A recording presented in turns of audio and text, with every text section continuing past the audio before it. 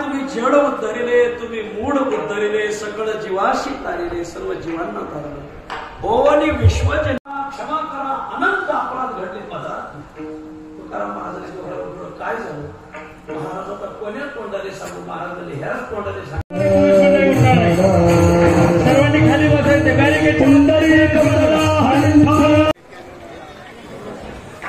बडबड करू नका,